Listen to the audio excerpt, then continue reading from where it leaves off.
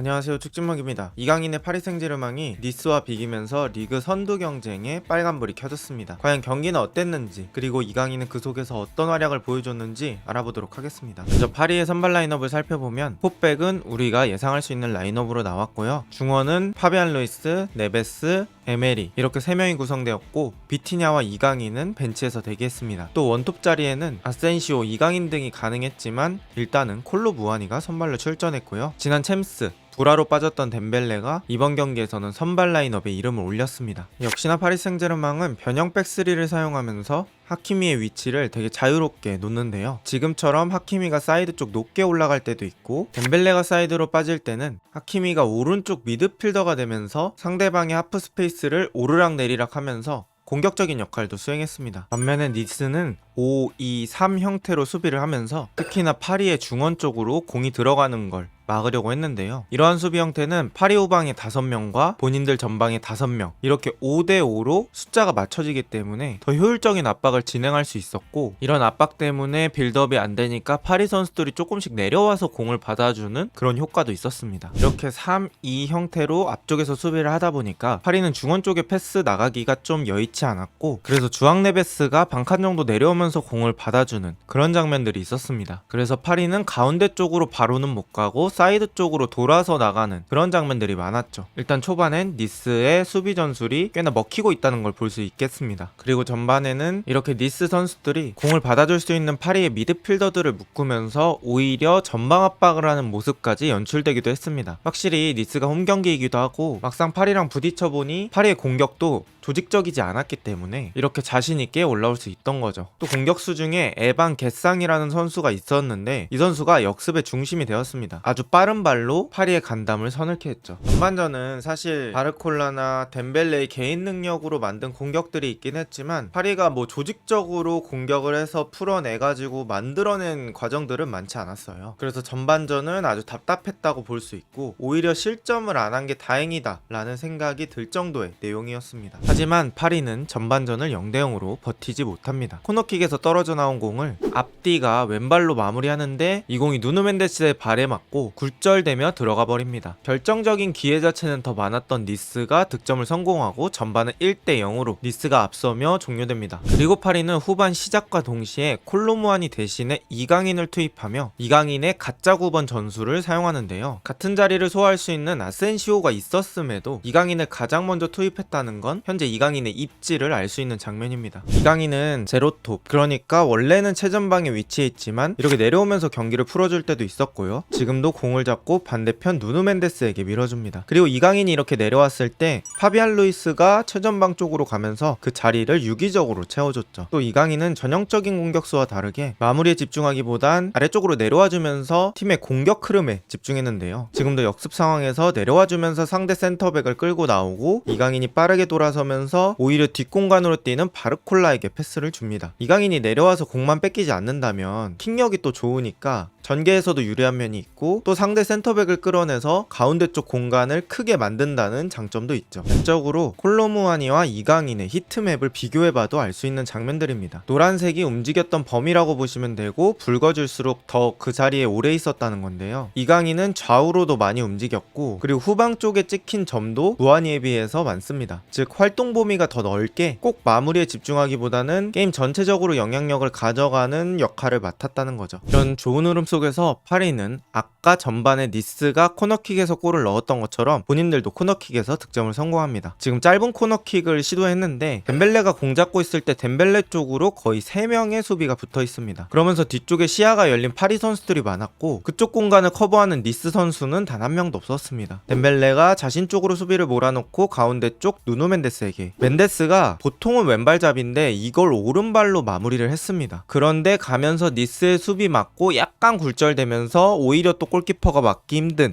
그런 궤적으로 들어갔고, 경기는 1대1이 됩니다. 경기 시간 52분, 정규 시간은 38분, 추가 시간까지 하면 한 45분 정도 남은 상황이었기 때문에 적절한 타이밍에 터진 동점골이라고 볼 수 있겠고요. 이제는 파리가 힘을 더 낼 때가 왔습니다. 그리고 이 기세를 몰아서 또 한 번 얻은 코너킥에서 짧게 갔고, 이강인이 여기서 회심의 왼발 크로스를 올려주는데요. 이 궤적이 정말 좋았습니다. 우리가 흔히 말하는 좋은 크로스는 상대 최후방 수비 라인과 골키퍼 사이에 올라가는 크로스를 말하는데요. 이강인이 이강인의 크로스가 그랬죠. 이 공을 또 마르키뉴스가 뒤에서 다이빙 헤더하면서 잘 갖다 댔거든요. 근데 이게 또 골대를 맞으면서 아쉽게 역전골을 만들지는 못했습니다. 확실히 콜로무아니보다는 경기 영향력이 많았고, 그리고 분위기를 바꾸는데 큰 역할을 하고 있는 이강인입니다. 또 흔히 말하는 댐강하 라인의 공격도 이어졌는데요. 덴벨레가 공을 잡으니까 하키미가 터치라인 쪽에서 띄워주고 이강인은 경기장 중앙 쪽에서 전진해줍니다. 덴벨레가 이강인과 2대1 패스를 시도하고 이강인이 앞으로 내줄 때 이강인을 견제하기 위해서 또 니스의 센터백이 한 명 끌려 나오죠. 여기서 이강인이 2대1 패스만 정확하게 전달한다면 이 센터백은 자신의 공간을 비우고 나온 거기 때문에 니스 수비진에게 리스크를 만들어줄 수가 있는 겁니다. 그리고 하키미가 이강인이 센터백을 끌고 나온 그 공간으로 뛰어들어가고 덴벨레가 공을 넣어줍니다. 물론 이 공격은 오프사이드로 끝나긴 했지만 이런 것들이 이강인을 가짜 9번으로 쓸 때 나올 수 있는 장면들이죠. 또 상대 두 줄 수비를 뚫을 때는 이렇게 상대 수비 라인과 라인 사이에 있는 선수에게 공을 집어넣어주는 것이 중요한데요. 이강인이 공을 잡고 바르콜라에게 공을 넣어줍니다. 뭐 엄청난 슈퍼 플레이까진 아니지만 이런 플레이 하나하나가 쌓여서 상대 수비 라인을 깨는 거기 때문에 이런 이강인의 자그마한 플레이도 팀에 도움을 주고 있었죠. 하지만 이렇게 골이 터지지 않자 파리는 비티냐와 아센시오를 투입하면서 조금 더 공격적인 플레이를 가져가는데요. 이강인은 왼쪽 미드필더로 주로 뛰었습니다. 하지만 바르콜라가 안쪽으로 들어갈 땐 이강인이 이렇게 사이드로 빠져주는 장면도 있었고요. 지금 이 장면을 보면 지난 시즌 파리 생제르맹이 썼던 4-2-4 전술에서 이강인의 위치와 바르콜라의 위치가 계속 바뀌는 그런 장면들이 떠오르는 장면이었습니다. 파리는 후반에는 계속 몰아쳤고 비티냐의 중거리 이런 것들이 있었지만 결국에는 뚫어내지 못하며 경기를 1대1 무승부로 종료하게 됩니다. 파리가 오늘 경기 비기는 동안에 모나코는 이번 경기에서 승리하면서 단독 리그 1위로 올라서게 되었습니다. 그러면서 현재 파리의 리그 순위는 2위가 되었는데요. 지난 아스날 원정 챔스에서 진 것을 포함해서 최근 두 경기 그렇게 흐름이 좋지는 않은 파리 생제르맹입니다. 하지만 이강인은 거기서 적은 출전 시간을 부여받았음에도 꽤나 경기 영향력적으로 많은 것들을 바꿔놨고 국가대표 오기 전에 이강인의 폼을 확인할 수 있는 좋은 경기였다고 생각합니다. 음바페 없이 리그 우승을 향해 경쟁하고 있는 파리 생제르맹. 과연 파리 생제르맹은 A매치 기간 이후에 다시 이 흐름을 반전시킬 수 있을까요? 오늘 영상은 여기까지입니다.